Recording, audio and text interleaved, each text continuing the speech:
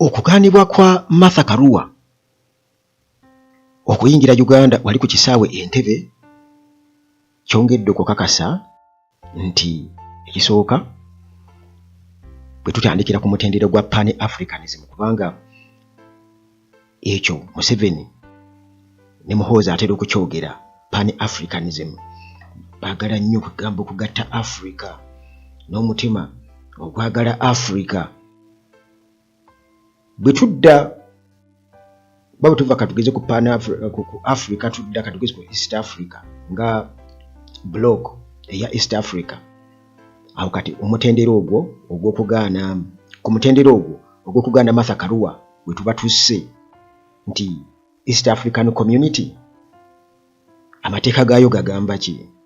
Bwe kiba nga kikyasobola okuba nga kibaawo ekyo bwe kityo ku Martha Karua nga buli kimu akirina ekimukkiriza okubeera nga asala ensalo okugenda mu nsi endala okuwoza omusango, bwe nga basobola okumugaana okuyingira, ate nga tukimanyi bulungi waliwo embeera ey'omusango ogulindiridde, kuba gavumenti kyejjeeweeyo obujulizi obuluma Dr. Kizza Besigye balina okubutunulamu bonna. Oli yaliidinga legal team eya Dr. Kizza Besigye, ekigendererwa ki? Tebakifuddeeko kiri ekya East African Community. Kitegeeza nti bwe kiba tebakifuddeeko ate tebayinza ate kulingiza mu Africa okuweza ebya Pan-Africanism, ebyo tebiriyo. Kati ate bwe tuva ku East African Community olwo nga tudda wano ewaffe e Uganda locally, amateeka gassibwamu ekitiibwa amateeka, kuba nawulidde already Besigye yalabudde dda omulamuzi Baguma ku nsonga eyo ey'omusango gwa Dr. Kizza Besigye. Kakati awo munnange we tuli twagala okutunuulira ebintu bino okulaba biragawa bufere ki mwe baatuteeka ebbanga lyonna nga bajja batusiikasiika bwe batyo, naye ng'ebiriwo ekituufu bo be balagira. Bwe baogera ku Pan-Africanism bategeeza ki? Ekyo nakyo nakizudde mu kifumiitiriza, naye tusooke tulabe ensonga za drama. Drama yabaddewo Katemba atali musasulire ku Entebbe International Airport olunaku Dr. Kizza Besigye yabadde alina okubeera nga kubanga tukimanyi bulungi nnyo ya nti Dr. Kizza Besigye omusango gwe gugenda mu maaso mu kooti, ate era Martha Karua kugambe ya leadinga team ey'abalooya legal team eya Dr. Kizza Besigye. Kakati alina okujja wano mu ggwanga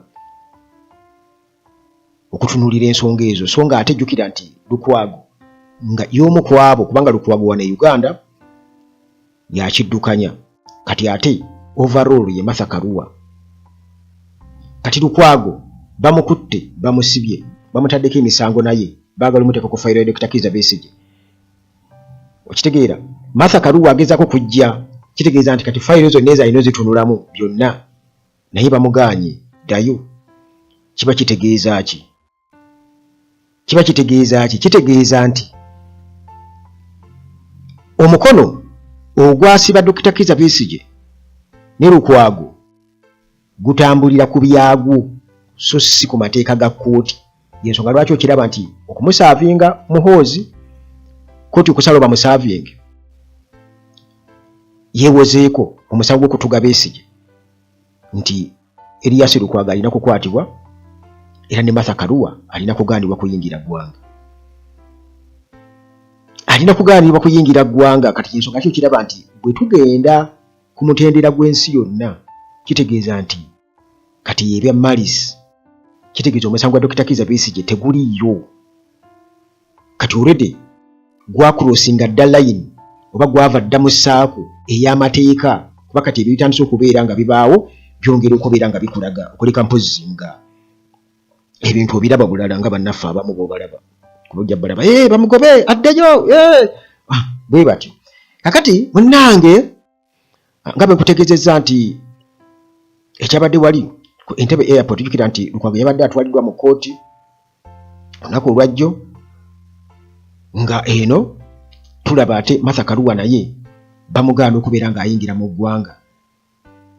Era munnange ono Munakinya Lead Council Martha Karua Wangeri okuyingira eggwanga tekyasobose, bamugambye oti ddayo.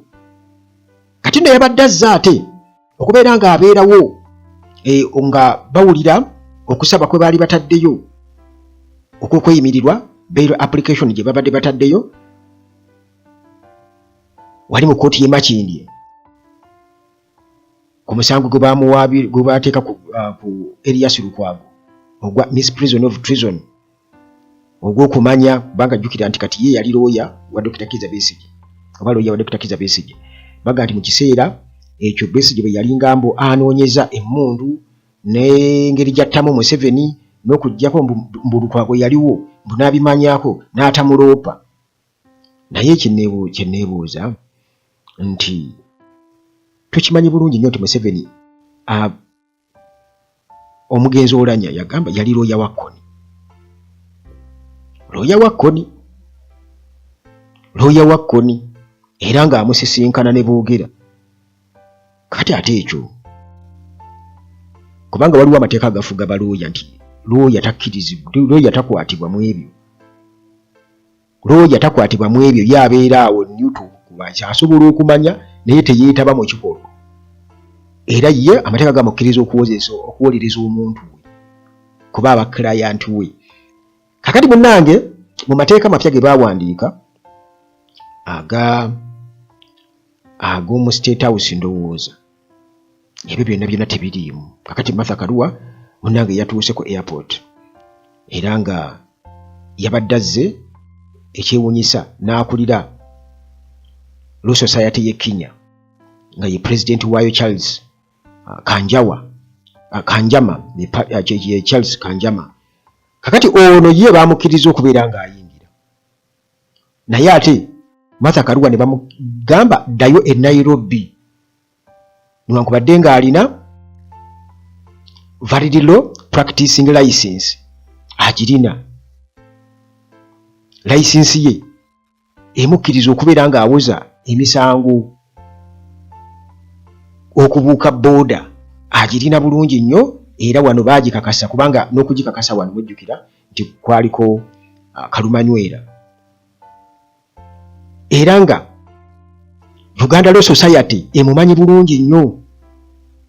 Mujjukira mu ntandikwa y'omwaka oguwedde ebyo byaliwo, mujjukira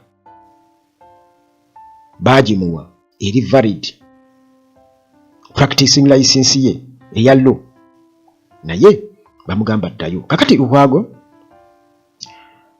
nekirabika nti yasigadde awo mu bbanga, yasigadde mu bbanga era nga kimmanyi nti ebiriwo byonna byongera okubeera nga bikulaga nti waliwo enkola eratambulira ku mateeka. Era wano waliwo bwannakyemaliro bw'ekika ekyawagulu nti waliwo omuntu ye kati ali awo nga ye alina kukola ekyo. Kakati Karua nga bamaze okubeera nga bamubulookinga,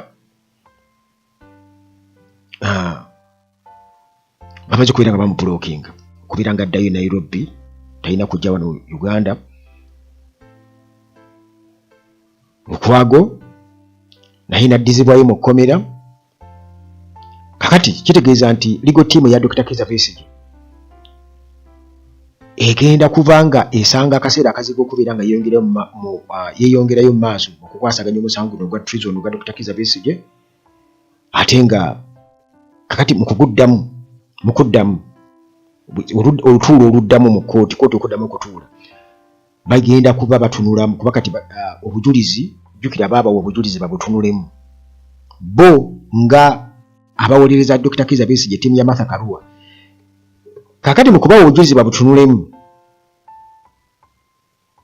ne babutunulamu, kati Martha Karua ajja agenda okutuuka eno bamugamba nti tokyakkirizibwa kuyingira Uganda. Kati legal team ya Dr. Kizza Besigye egenda kusanga obuzibu okweyongerayo mu maaso, kitegeeza kukeereyesa kubanga ttiimu eno yabadde erina okuba nga etunula mu bujulizi buno basobola okubeera nga babutegeera bulungi nnyo batuuke mu kooti nga baweza bye bakola ki bye bamanyi era nga n'ebibuuzo ebyokubuuza abo be bagamba abajulizi babirina naye byonna biraga ki kugamba ku muntu akakasa nti kyenjogera kituufu omuntu gwe nvunaana mutuufu kyemuvunaana kyekyo siraba lwaki ate oba otandika okubeera ng'okola ebyo otandika okutega emitego okukeereyesa kuba kino kiryaga nti kabonero kakukeereyesa Besigye abeereyo mu kkomera tetumanyi kubanga jjukira Dr. Kizza Besigye n'obulamu bwe naye si bwe bulungi obuli awo musajja alina ebirwadde bye era gye buvuddeko nga tebannamukwata yali mu Amerika eyo ng'agenze kumujjanjaba n'abulaabulamu okaawo yali agenze kujjanjabibwa kati ku myaka 7 gy'awezezza ng'alina ebirwadde nga tetumanyi na biyiso bye bamukuba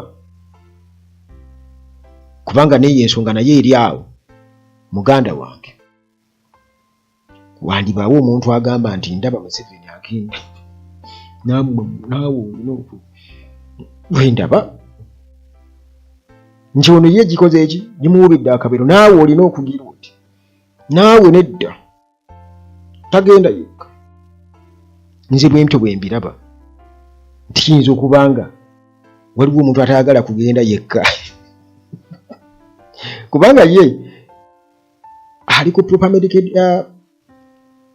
examination buli kimu bamujjanjabira mu budde alya byayagala ate nga naye era sitiiru omulaba atambula atina